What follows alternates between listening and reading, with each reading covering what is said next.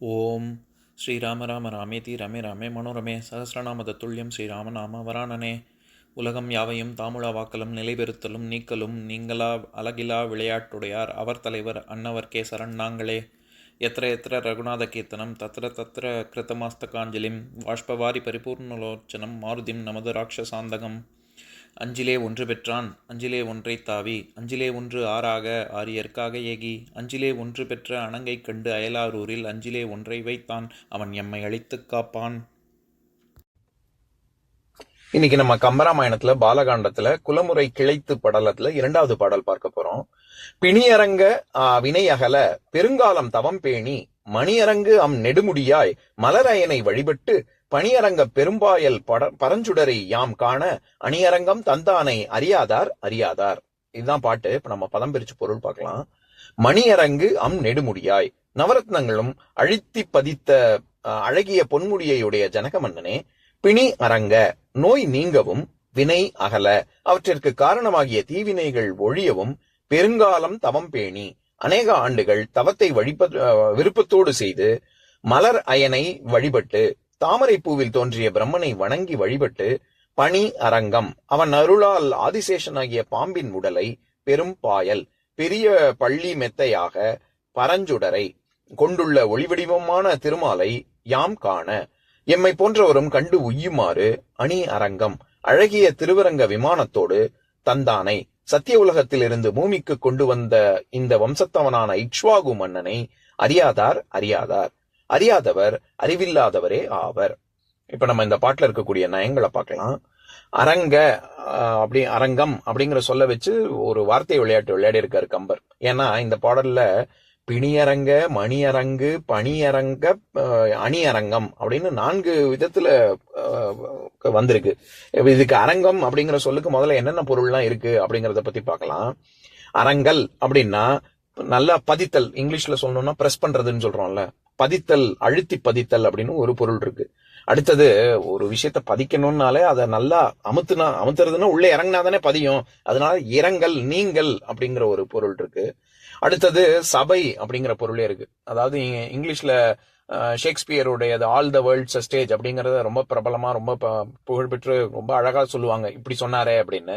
அதுக்கெல்லாம் பல 1000 ஆண்டுகளுக்கு முன்னாடியே நம்ம ரங்கநாதன் அப்படின்னே, ரங்கநாதனுக்கு ஏன் பேரு, இந்த உலகமே 3 உலகங்கள் அவன் எல்லாமே ஒரு சபை, அவன் அதுக்கு நாதன்னா தலைவன் அர்த்தம். அதனாலதான் ரங்கநாதன் அப்படின்னே சொல்றோம்.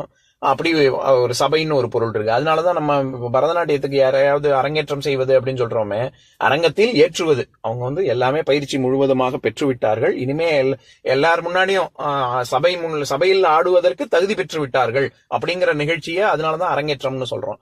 அடுத்தது இப்ப ஸ்ரீரங்கம் அல்லது திருவரங்கம் அப்படின்னு சொல்றோமே, அதுக்கு அந்த இடத்துக்கே ஏன் திருவரங்கம்னு பேரு அப்படின்னா, விஷ்ணு எல்லா இடத்துலயும் இருப்பாரு. வைகுண்டத்துல இருப்பாரு, திருப்பார்கடல்ல இருப்பாரு, யோகியரின் உள்ள தாமரையில இருப்பாரு. இப்படி எல்லா இடத்துலயும் எங்கும் வியாபித்து இருப்பதனாலதானே விஷ்ணுனே அவருக்கு பேரு.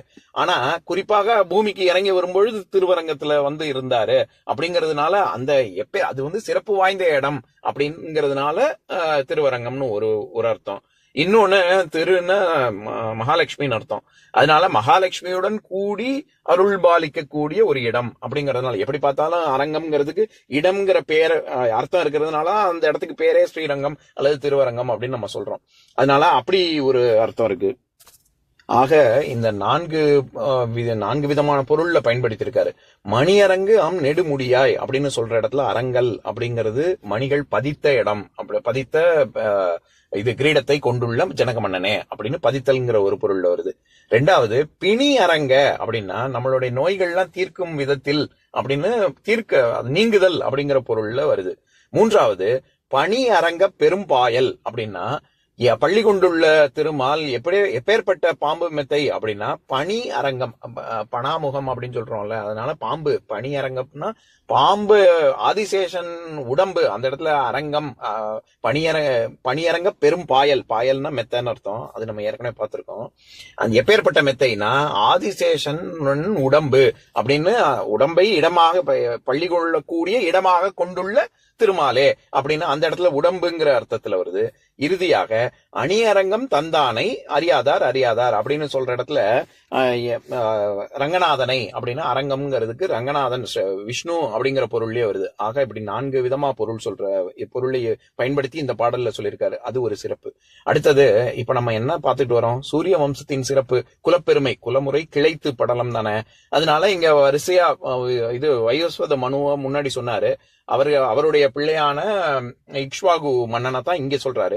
இக்ஷ்வாகு மன்னன் எப்பேற்பட்ட குலத்தை, எப்பேற்பட்ட பெருமை வாய்ந்தவன் அப்படின்னா, அவன் விஷ்ணுவை நோக்கி கடும் தவம் இருந்து அதாவது நீங்களே எங்க குலத்துக்கு வந்து நீங்களே வந்து பிறக்கணும் அப்படின்னு வேண்டிக்கிட்டு, அது மட்டும் இல்லாம எங்க குலத்தை நீங்க தான் காப்பாத்தணும் அப்படின்னு சொல்லி அவர் வந்து பூமிக்கு வந்து அவர் அயோத்தியில பிரதிஷ்டை செய்து வழிபட்டு வந்தான். அதனாலதான் அவங்க குலத்துக்கே குல தெய்வமாக ரங்கநாத சுவாமி இருந்தாரு.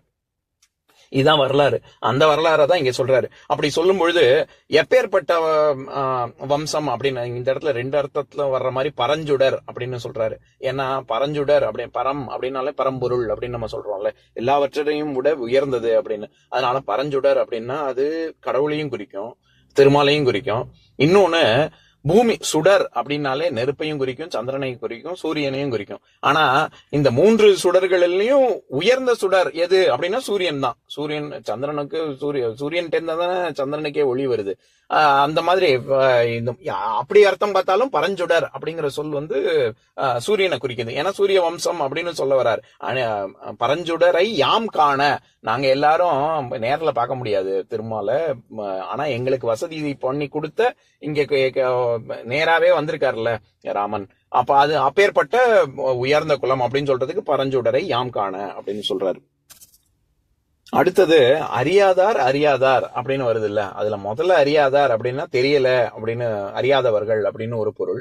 2வது அறியாதார் அப்படின்னா அறிவே இல்லாதவர்கள் அப்படின்னு சொல்ல வர்றாரு. அதாவது நம்ம உனக்கு இது கூட தெரியாதா அப்படின்னு கேட்போம்ல, இது கூட தெரியாதா அப்படின்னா உனக்கு எதுவுமே தெரியாதுன்னு அர்த்தம்.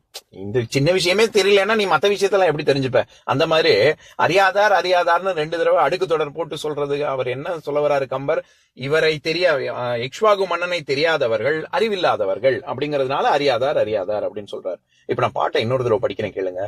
பிணியரங்க வினையாகல பெருங்காலம் தவம் பேணி மணியரங்கு நெடுமுடியாய் மலராயனை வழிபட்டு பணியரங்க பெரும்பாயல் பரஞ்சுடரை யாம் காண அணியரங்கம் தந்தானை அறியாதார் அறியாதார். இன்னொரு நாள் இன்னொரு பாடல் பார்க்கலாம். ஓம் சாந்தாகாரம் புஜகசயனம் பத்மநாபம் சுரேஷம் விஸ்வாதாரம் ககனசத்ரசம் மேகவர்ணம் சுபாங்கம் லக்ஷ்மீகாந்தம் கமலநயனம் யோகி ஹிருத்யானகம்யம் வந்தே விஷ்ணும் பவபயஹரம் சர்வலோகைகநாதம். உம்பரோடு இம்பர்காரும் உலகம் ஓர் ஏழும் ஏழும் எம்பெருமான் என்று ஏத்தி இறைஞ்சி நின்று ஏவல் செய்ய தம்பியரோடும் தானும் தருமமும் தரணி காத்தான் அம்பரத்து அனந்தர் நீங்கி அயோத்தியில் வந்த வள்ளல். ஓம் பூர்ணமதః பூர்ணமிதம் பூர்ணாத் பூர்ணமுதஸ்யதே பூர்ணஸ்ய பூர்ணமாதாய பூர்ணமேவாவசிஷ்யதே. ஓம் சாந்தி சாந்தி சாந்திஹி. ஓம் சர்வேஷாம் ஸ்வஸ்திர்பவது சர்வேஷாம் சாந்திர்பவது சர்வேஷாம் பூர்ணம் பவது சர்வேஷாம் மங்களம் பவது. ஓம் சாந்தி சாந்தி சாந்திஹி. ஓம் சர்வே பவந்து சுகினஹ சர்வே சந்து நிராமயாः சர்வே பத்ராணி பஷ்யந்து மா கஷ்சித் துக்கபாக் பவேத். ஓம் சாந்தி சாந்தி சாந்திஹி.